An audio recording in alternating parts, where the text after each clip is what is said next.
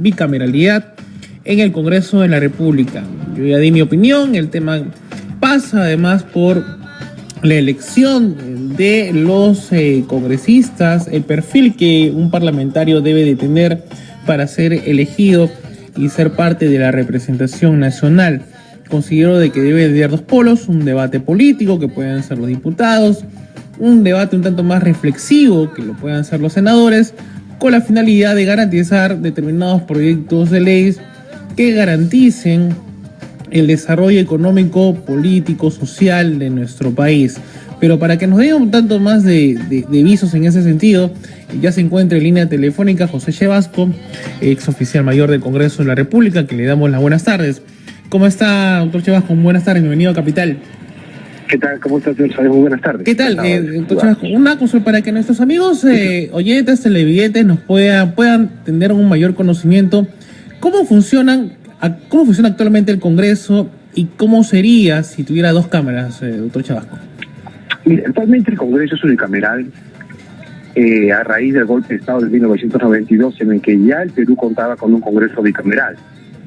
Este nuevo Congreso, que tiene ya varios años de vigencia, establece diversos mecanismos para poder discutir las leyes que sean de manera reflexiva. Además, por ejemplo, existe el mecanismo de la segunda votación.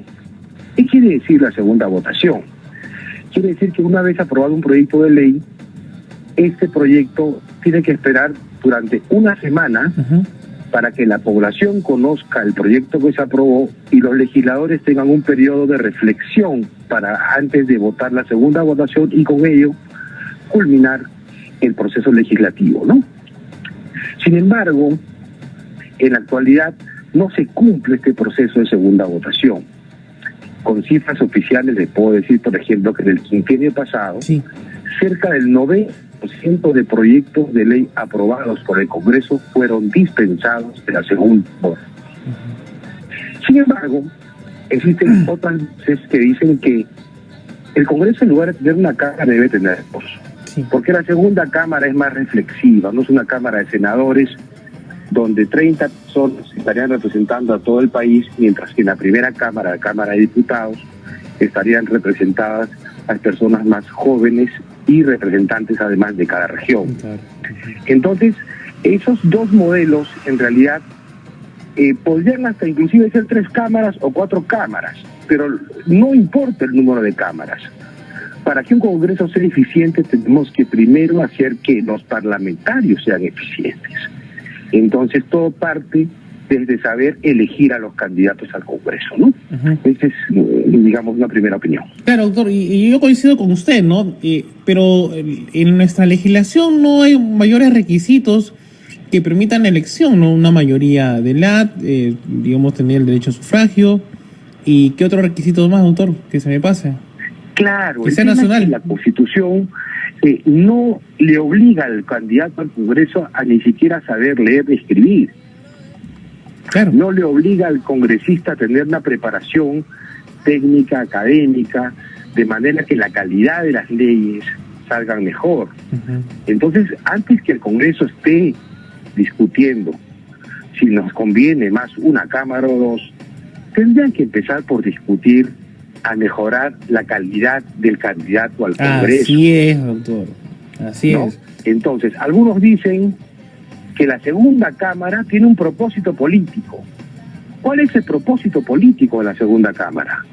Es generar 30 vacantes más para que los políticos tengan donde generarse un espacio más de discusión. Porque en realidad no importa si es una, no importa si son dos. Lo importante es que si las personas que elegimos son las correctas, si las personas que elegimos están nacidas para hacer política, porque en la actualidad tenemos congresistas que son empresarios, exitosos deportistas, exitosos en el campo empresarial, pero el hecho de que seas exitoso en el deporte o exitoso en no la te empresa, garantiza que puedas hacer un buen labor. No te garantiza que seas exitoso en la política. Porque no eres político, entonces, pues. No naciste para la política. Claro, exactamente.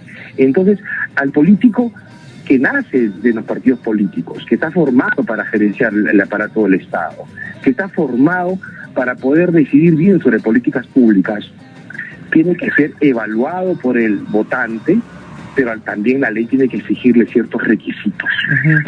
Doctor. Actualmente las personas cuando buscamos un trabajo te piden tu currículum vitae y por más trabajo humilde que postules te dan ciertas exigencias de carácter académico. Doctor, y para elevar el nivel de... Sí, doctor, y finalmente, doctor, para elevar el nivel de requisitos que pueda tener, ¿eso qué conlleva? ¿Hacer una reforma constitucional? Una reforma a la Constitución, modificar la Constitución en cuanto a los requisitos para poder ser elegido congresista de la República, modificar también el proceso de selección a nivel de los partidos políticos, porque los partidos políticos no siempre nos ofrecen lo mejor. Es como si tú vas a un restaurante, ¿no? Dices, deme la carta. Entonces el partido político te da también su carta de candidatos, 130, actualmente, 130 nombres, 130 platos. Pero no necesariamente esos platos, esos nombres han sido producto de una calificación al interior del partido político. En realidad, el tema de la bicameralidad o unicameralidad es un asunto que solamente ve una parte del problema, cuando lo que necesita el país es una reflexión total sobre el sistema de elección, permanencia y trabajo congresal, ¿no? Muy bien, doctor Chevasco. Gracias, doctor, por esta prácticamente enseñanza que nos ha dado, doctor, cómo es la cosa, cómo es el mecanismo para llegar a tener unos buenos congresistas y una buena representación nacional. Muy buenas tardes, doctor Chevasco. A ustedes por la oportunidad. Muy buenas tardes. Hasta luego. Ha sido el doctor José Chevasco, ex oficial mayor del Congreso.